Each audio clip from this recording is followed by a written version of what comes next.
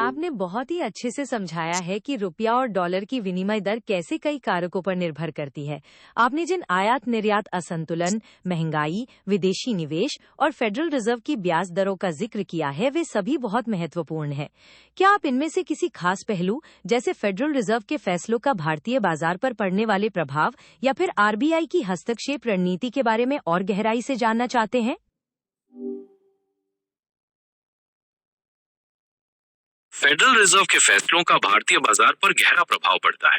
जब federal reserve ब्याज दरें बढ़ाता है, तो दुनिया भर के निवेशक भारत जैसे उभरते बाजारों से पैसा निकालकर अमेरिकी बॉन्ड्स में लगाना पसंद करते हैं, जहां उन्हें सुरक्षित रिटर्न मिलता है।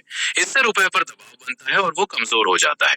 वहीं आरबीआई डॉलर बेचकर रुपए को स्थिर करने की रणनीति अपनाता है, ताकि अचानक आई गिरावट को रोका जा सके। क्या आप इन दोनों में से किसी खास पहलू के बारे में और विस्तार से जानना चाहते हैं? आपने बहुत ही सही बात कही कि फेडरल रिजर्व की ब्याज दर बढ़ाते ही निवेशक सुरक्षित निवेश की तलाश में उभरते बाजारों से पैसा निकाल लेते हैं। चलिए अब आरबीआई की हस्तक्षेप रणनीति के बारे में थोड़ा विस्तार से बात करते हैं।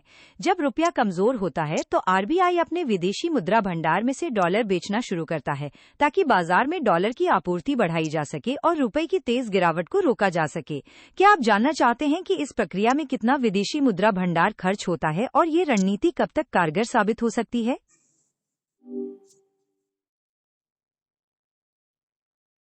आरबीआई की हस्तक्षेप रणनीति में कितना विदेशी मुद्रा भंडार खर्च होता है, ये बाजार की परिस्थितियों पर निर्भर करता है। जब भी रुपए में भारी गिरावट आती है, आरबीआई सक्रिय रूप से डॉलर बेचकर उसे संभालने की कोशिश करता है। ये रणनीति तब तक कारगर साबित होती है जब तक देश के पास पर्याप्त विदेशी मुद्रा भंडार होता है। हालांकि ये भंडार असीमित नहीं होता, इसलिए आरबीआई को संतुलन बनाए रखना पड़ता है, ताकि भविष्य की अनिश्चितताओं के लिए भी पर्याप्त सुरक्षा बनी रहे। क्या आप जानना चाहते हैं कि हाल के महीनों में भारत का विदेशी मुद्रा भंडार किस स्तर पर रहा है?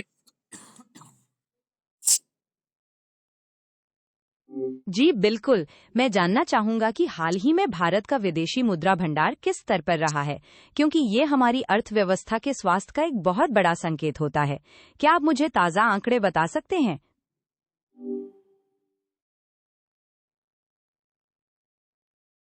बिल्कुल। ताजा आंकड़ों के मुताबिक जून 2026 के पहले हफ्ते में भारत का विदेशी मुद्रा भंडार लगभग 682.3 बिलियन अमेरिकी डॉलर के स्तर पर था। रिजर्व बैंक के अनुसार ये स्तर अर्थव्यवस्था की सुरक्षा के लिए काफी अच्छा माना जाता है, जिससे लगभग 11 महीनों के आयात के लिए कवर मिल सकता है। क्या आप इस भंडार के किसी खास हिस्से के बारे में और जानना चाहते हैं? ये तो बहुत ही अच्छी खबर है कि भारत का विदेशी मुद्रा भंडार एक सुरक्षित स्तर पर बना हुआ है और ये पिछले कुछ समय में काफी मजबूत हुआ है। क्या आप जानते हैं कि इस कुल भंडार में कौन-कौन से मुख्य घटक शामिल हैं, जैसे कि विदेशी मुद्रा आस्तियां, सोना और आईएमएफ के पास जमा राशि? इन सब के बारे में जानकर हमें देश की आर्थिक ताकत की ज्यादा सटीक तस्वीर मिल सकती है। है। इसके बाद जमा लेने वाले निगमों की हिस्सेदारी करीब 27.4% है।